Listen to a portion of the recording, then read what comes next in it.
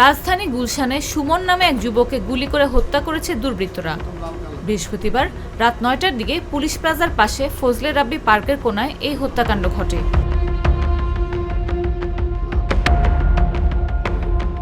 পরিবারের অভিযোগ, ব্যবসায়িক বিরোধের জেরে সুমনকে হত্যা করা হয়েছে। তারা জানান, মহাখালী এলাকায় ইন্টারনেট সংযোগ ব্যবসার সঙ্গে জড়িত ছিলেন সুমন। তবে রাজনৈতিক পট পরিবর্তনের পর প্রতিদ্বন্দ্বী গ্রুপের হুমকির মুখে ব্যবসা ছাড়তে বাধ্য হন তিনি।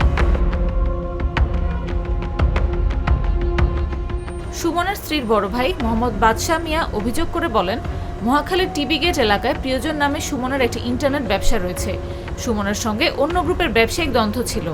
নিহতের স্ত্রী মৌসুমী বলেন, সুমন ইন্টারনেটের ব্যবসা করত, মহাখালী এলাকায় সংযোগ দিত। বিরোধী পক্ষ নানা হয়রানি করে তাকে ব্যবসা ছাড়তে বাধ্য করেছে। সব লাইন কেটে দেয় তারা।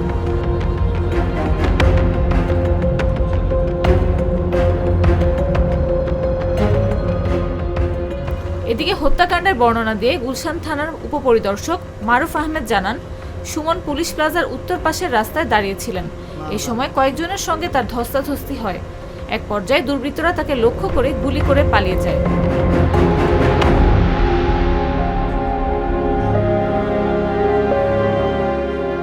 ঘটনার পর পথচারীরা তাকে স্থানীয় একটি হাসপাতালে নিয়ে যান। পরে উন্নত চিকিৎসার জন্য ঢাকা মেডিকেল কলেজ হাসপাতালে নেওয়া হলে চিকিৎসকরা তাকে মৃত ঘোষণা করেন।